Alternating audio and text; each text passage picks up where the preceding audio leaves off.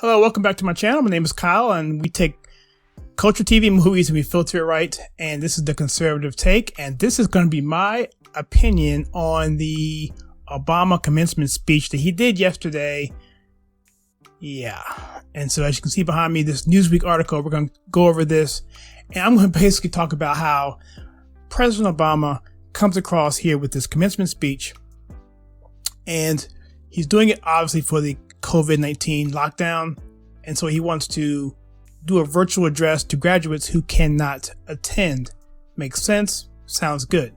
But of course, what does he do? He uses the opportunity to bash the president. Of course he does. But my biggest issue isn't so much that, because we know that's what he's going to do in all of his public speeches or whatever he's going to do. Any opportunity he gets, he's going to take that opportunity to bash President Trump. I get that. But what irritates me the most is the fact that he used the COVID-19 virus response as his catalyst for doing that.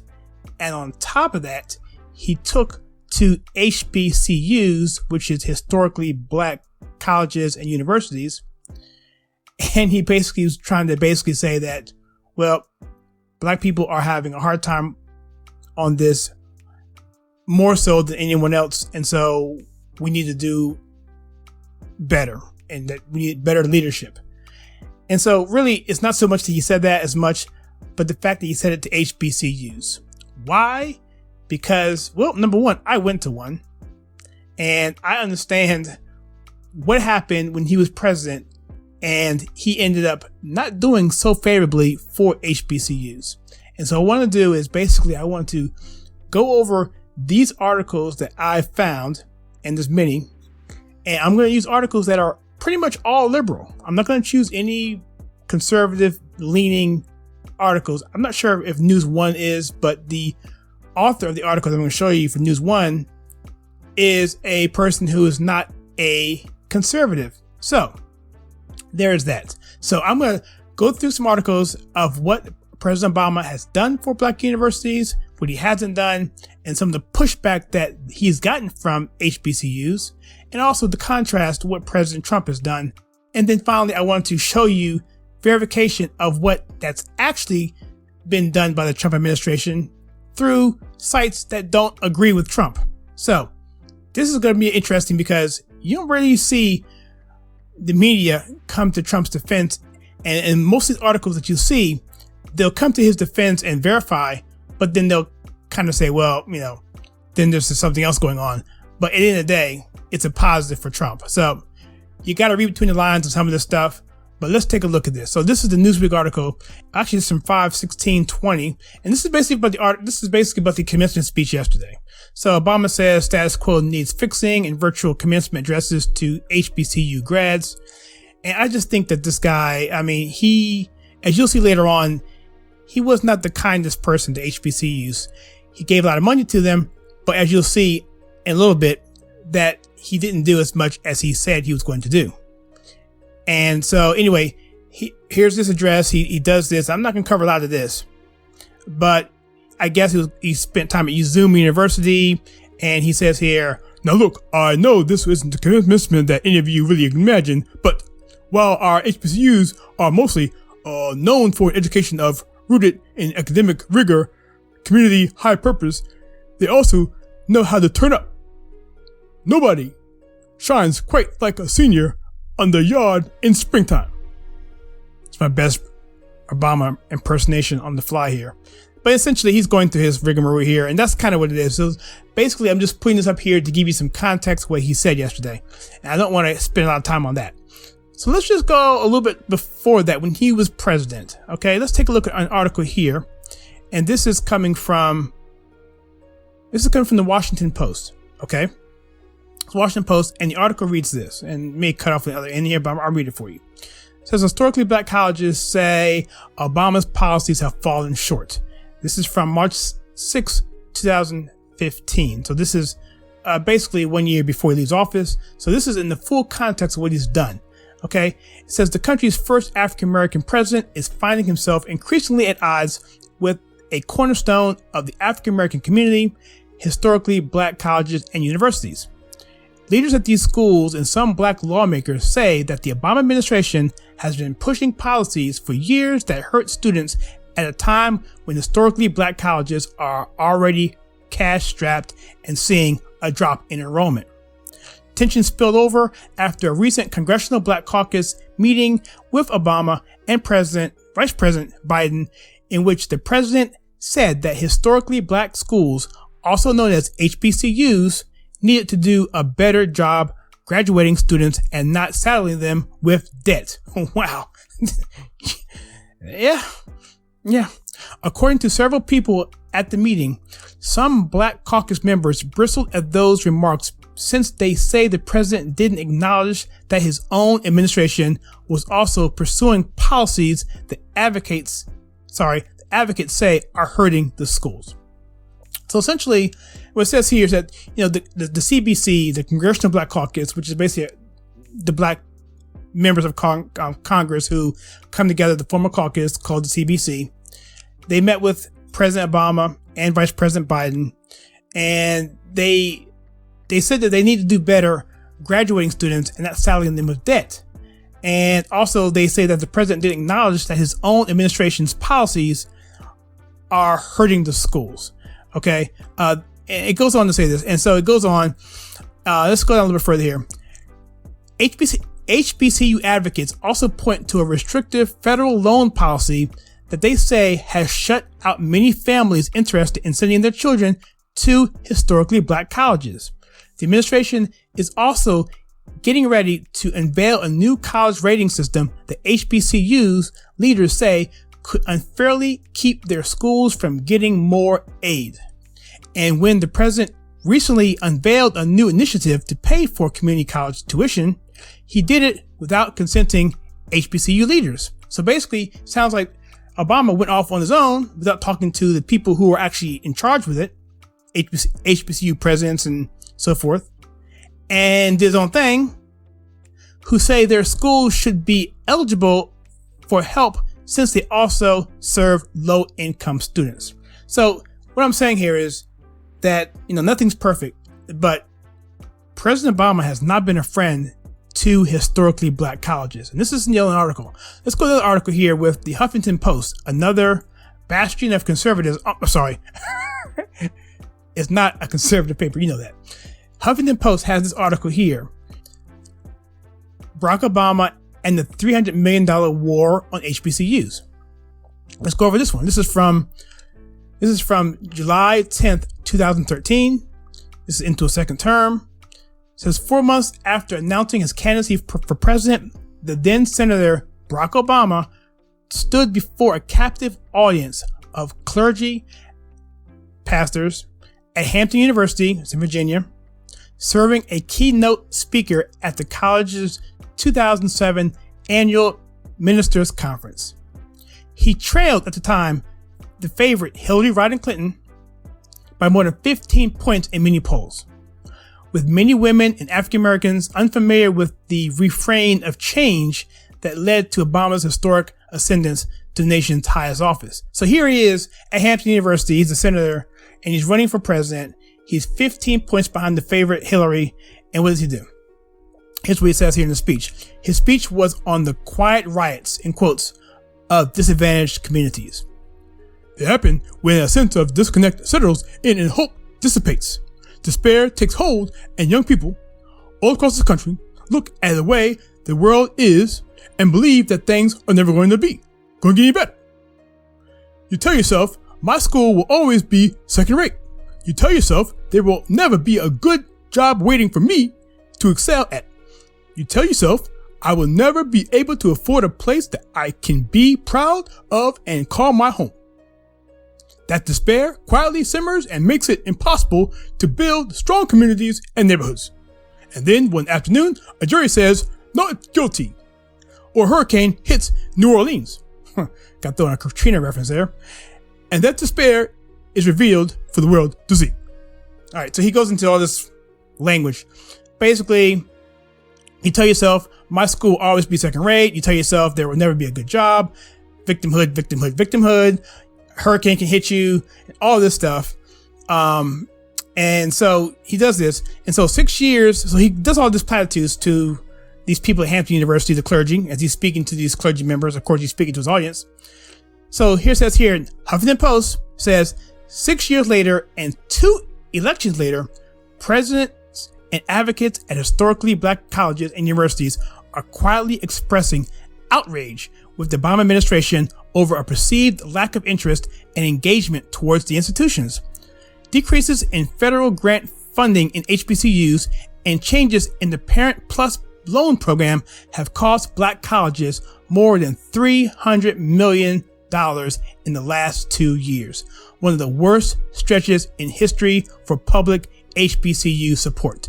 This is coming from the Huffington Post. This is coming from the leaders within the HBCU community. Is that grants and research awards from federal agencies to HBCU for STEM, which is science, technology, engineering, and math, development decreased from $661 million in 2010 to $573 million in 2011, according to the WHI HBCU 2009 annual report, the last produced by the office which, under Dr. Wilson's leadership, never produced an annual report. HBCU received just under $5 billion from federal agencies, about 2% of a total $175 billion awarded to institutions of higher education throughout the nation. What does all this mean? By the policy employment, President Obama has demonstrated at best a low regard for historically black colleges and universities. His office must serve as a bully pulpit on improvement for African American communities through the institutions best designed to serve them through education, research, and outreach. Now is the time for the gap to be closed and for words of his promise to HBCUs in September of 2010 to hold true for black Americans and black colleges worldwide. Those are strong words coming from a very, very liberal paper about one of the most popular Democrat presidents in recent history. Okay, so that's that. So in this article, next article, let's talk about here. This is actually from the HBCU Digest. Now, this one is basically the title, Obama versus Trump, Who Did More for HBCUs Through Their First 2 Years? I'm going to cut right to the chase here. There's a bunch of metrics here, a bunch of KPIs, key performance indicators. And I just want to punch out this one chart here that I looked up earlier. And if you can see that, where in the first 2 budgets, essentially Trump is given $291 million to Obama's $138.5 million. And of course, they're separated by different categories. Trump's ahead in various categories between strengthening HBCUs, parts B and F. He's up on the strengthening HBCU graduate institutions. He's a little bit under in the strengthening HBCU master's programs and a little bit under in funding Howard University. But he more than doubles the HBCU capital financing program, meaning that I guess we're talking about capital projects, infrastructure builds for the schools themselves. So in total, it's more money. And here's the thing here. Here's what it's interesting, because this is definitely not a conservative outlet. They say here, to these numbers, they say here, context matters. Inflation, funding on the heels of an economic downturn, the composition of Congress, the budget priorities for job creation and healthcare are elements critical for any analysis of either president's HBCU support. Now, I looked at the inflation numbers, and you can look at different rates. If you look at anywhere from 5 to 10% to 15%, depending on what you want to look at, it still ends up being more money. Of course, if the inflation is higher, it's going to be less money. But here it says, at the second paragraph, the last paragraph here, it says, and even though we may not be able to fully trust numbers compiled by officials working under partisan directives, there are few budget outlines of any kind which suggest other than what too many of us fear. The guy we love to hate is showing historic love to historically black colleges. So they're saying, we don't want to trust these numbers. We don't like these numbers. We don't like the guy, but he's showing us some love and we don't understand it. And I'm reading between the lines here, but you really can't push back on this, because these are liberal institutions. These are not conservative websites and outlets that are basically saying what I've been saying before, that Trump is doing more for black HBCU colleges than any president in history. I have another article here as well I didn't have the article, but I do have a clip from a verify link from another, Channel 9 News in Washington, D.C. They basically admitted or verified that President Trump has given more money to HBCUs than any president in history. I'll leave a link to that as well. I don't have it here, but that's also there. So this article here is going to be from the Newsmax, and this gentleman here is named Jack Brewer, and he starts out by saying this. He says, "I remember the move when I donated my entire office and all of the furniture and equipment to the Obama campaign to launch the Minnesota headquarters in 2007. So obviously, he's not a conservative. So that's all I want you to hear about. Let's go down here a little bit to what he's talking about here. And this article is basically 4 ways Trump has done more for African Americans than Barack Obama. This is written in July of 2019. And let's just go down to HBCUs. He talks about First Step Act, and he talks about other things too. But here, let's read this whole thing. It's pretty short. He says, established by visionary leaders, American HBCUs have long played an integral role in our nation's history, providing Black Americans opportunities to learn and achieve their dreams. President Donald J. Trump. Historically, Black colleges and universities, HBCUs, have been at the backbone of educating Blacks since the end of slavery.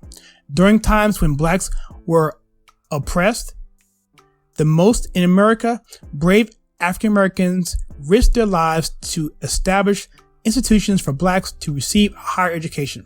Okay. He says, I have long called for reparations through education as a way to help bridge the gap caused by slavery. In my opinion, no Black person in America who is an ancestor of the former slave population should have to pay for a state college or university. He's talking about reparations. Here's the crux here. He says, though this bill didn't address the issue of reparations, it is a step in the right direction for the higher education of Blacks in America. And yes, the Trump administration has done significantly more in this time as president for HBCUs compared to the Obama administration. All right. And the last thing I want to talk to you about is this article here. This is from the InsiderEducation.com. It's Did Trump Save HBCUs? Basically, it's saying this. He's saying hyperbole wise, I'm saving HBCUs. I'm going to save HBCUs. But they're even admitting here that his administration has made good on some of those promises to support HBCUs. And so, again, this is another article. This is from January 23rd of this year. And it says fact checkers quickly corrected the record after President Trump, during their remarks on Monday at the Davos Economic Conference, declared that he had rescued historically Black colleges and universities. Just talks about his fact checking on him saving it. I guess that's a matter of interpretation. But here down at the bottom here, it says, this is Howard, the White House and the U.S. Department of Education can make legitimate points when touting their support for the sector. Things continue on the right path, said Ivory Tolden, professor of psychology at Howard University and editor-in-chief of the Journal of Negro Education. I can't say that the administration has been obstructive. So he can't say anything negative about it. Also, some HBCU leaders, for example, pointed to March 2018 move by Education Secretary Betsy DeVos to cancel the repayment of more than $300 million in federal relief loans that were given to 4 historically Black universities they took out after Hurricane Katrina and Rita hit in 2005.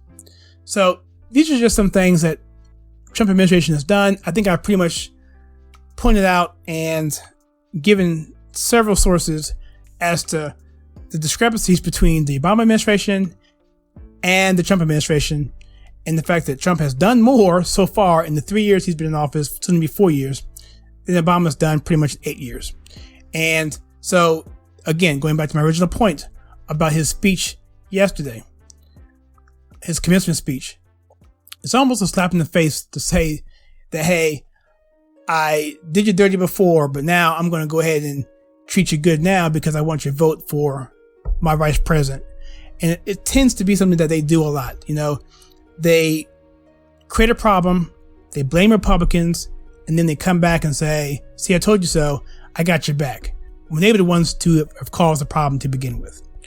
So what do you think? Am I off base here? Am I reading way too much into this? I'm just curious. What did you think about the commencement speech? What he said about HBCUs? What he said about the country? How he used the coronavirus tragedy to basically bash President Trump? What are your thoughts on that? Let me know in the comments below. And so if you like what we do here at The Conservative Take, where we take culture, TV, movies, and filter it right, please click the like and subscribe button and that bell icon, as we are trying to reach 10,000 subscribers. Also, we now have a Discord server. If you go on that, you will see our links to our videos and also documentation to all of our exposés as well. So check that out if you like. And as always, please check out some videos that we have right here.